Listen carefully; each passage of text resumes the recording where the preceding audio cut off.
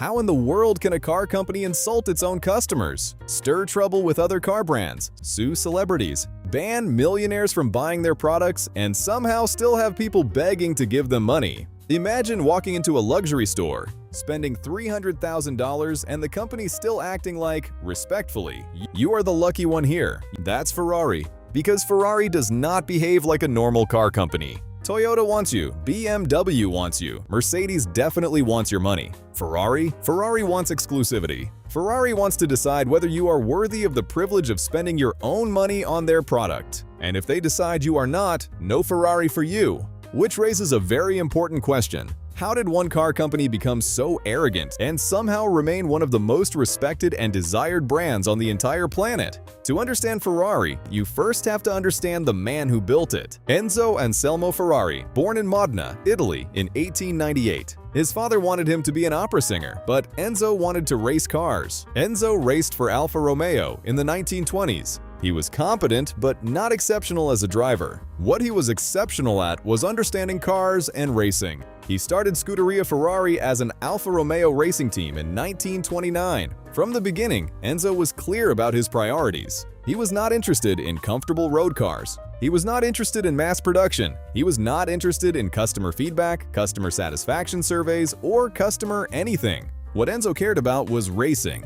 There is a quote attributed to Enzo Ferrari. He said, "I sell engines, the cars come free." Whether he said exactly those words or not, the philosophy was completely real. Enzo also hated the idea of building too many cars. Scarcity was not a side effect of Ferrari's production capacity. It was a deliberate philosophy. Enzo understood something before almost every luxury brand on earth had figured it out. The harder something is to get, the more people want it. You do not become special by being everywhere. You become special by being rare. And Ferrari made itself rare on purpose and then charged accordingly. In the early 1960s, Ferruccio Lamborghini was already rich. The kind of rich where you have enough money to buy expensive sports cars as a hobby rather than an aspiration. Ferruccio bought Ferraris, loads of them. After driving them consistently, he began to notice a problem. The clutch kept wearing out. He believed he could fix the problem and went to Ferrari's headquarters to discuss it with Enzo directly. Enzo Ferrari told Ferruccio that a tractor maker had no business telling Ferrari how to build sports cars.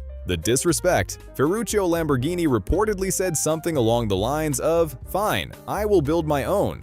He founded Automobili Lamborghini in 1963. In 1966, he released the Miura, a mid-engine layout V12. The Miura is widely considered the first true supercar ever made, and it was built specifically because Enzo Ferrari told a tractor manufacturer to mind his own business. Ferrari had accidentally created its most enduring rival through a single act of arrogance. If Enzo had simply been polite that afternoon in Maranello, there is a reasonable argument that Lamborghini does not exist. Ferrari's pride built Lamborghini, and Ferrari's pride was about to build something even more significant. In 1963, Ford approached Ferrari with a serious offer to buy the company. Months of negotiations followed. Ford spent heavily and believed the deal was nearly done. Then Enzo Ferrari read one clause. Ford wanted control over Ferrari's racing decisions. That was enough. Enzo called off the deal and walked away. Henry Ford II was furious. He reportedly told his executives, "We are going to beat Ferrari at Le Mans." Ford launched the GT40 program.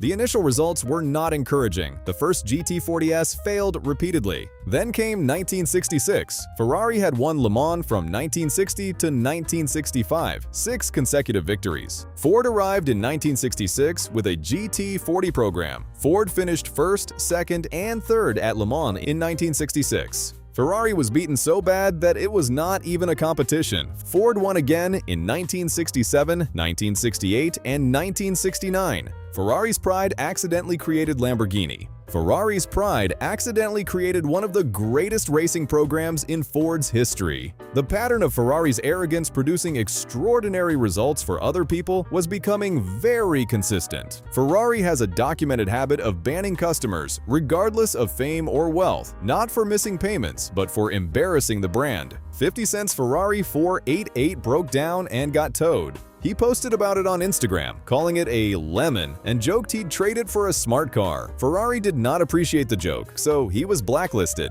Then came Justin Bieber. Ferrari was not thrilled with some of his customizations, describing them as vulgar. As if that was not enough, he also reportedly lost track of his Ferrari 458 for nearly 3 weeks after a night out.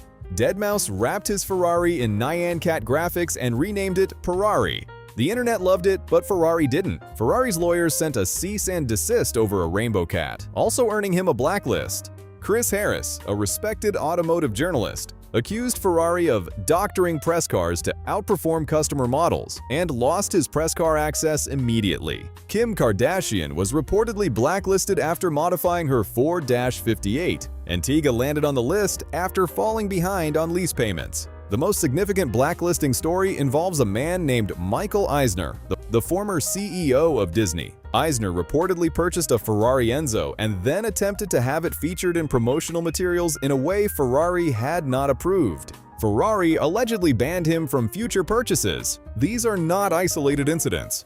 They represent a consistent philosophy. Ferrari treats ownership as part of the product.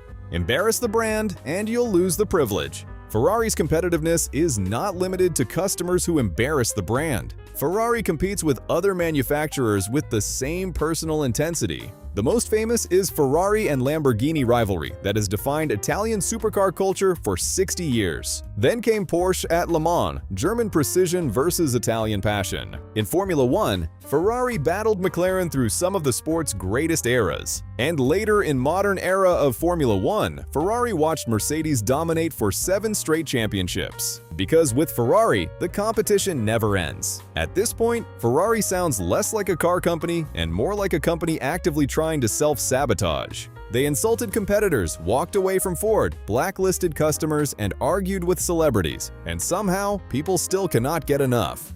Which raises an obvious question: how does Ferrari keep getting away with it? Because Ferrari understands the business of exclusivity. Ferrari limits production intentionally, not because they cannot build more, but because they choose not to. Ferrari's production numbers are carefully managed to ensure that demand always exceeds supply. In 2023, Ferrari produced approximately 13,500 vehicles. Volkswagen produces that many cars in roughly a day. Ferrari charges waiting lists for certain models that extend years into the future. To even be considered for certain special and limited edition models, you need an existing relationship with Ferrari, a history of purchasing multiple previous models, and an allocation approved by Ferrari's commercial team. The XX program and the Icona series represent Ferrari's most exclusive tier. Cars that cost millions of dollars, made in dozens rather than hundreds, allocated to clients who have demonstrated sufficient commitment to the brand through years of purchases. The Ferrari XX program cars are not even owned by their buyers in the traditional sense. Ferrari maintains them. Ferrari decides where they are used and when. The buyer pays for the privilege of association while Ferrari retains operational control. This business model should not work because it is built on the premise that a company can tell wealthy customers what they can and cannot do with something they purchased. In almost any other context, this would produce immediate and complete rejection from buyers. In Ferrari's case, it produces a waiting list of people who are grateful to be considered. This is because Ferrari has spent nearly 80 years building something that is more valuable than the cars themselves. The mythology, the racing heritage, the association with drivers who were considered among the greatest in human history. The prancing horse badge is one of the most recognized brand symbols on Earth, more recognized than most country flags. When you buy a Ferrari, you are not buying a car. You are buying the right to say you own one. You are buying an association with everything Ferrari represents: speed, heritage, Italy, passion, exclusivity. The difficulty of getting one is not a barrier, it is part of the product. Ferrari understands this at an institutional level and applies it to every decision about pricing, production volumes, allocation, and brand management. Arrogance is the product, the difficulty is the feature, the exclusivity is the point. Ferrari might genuinely be the proudest company in the history of commerce. Not just cars, commerce. A company built on one man's obsession with racing that became a mythology so powerful it outlived the man, outlived the era, and continues to operate by rules that no other brand could impose and survive.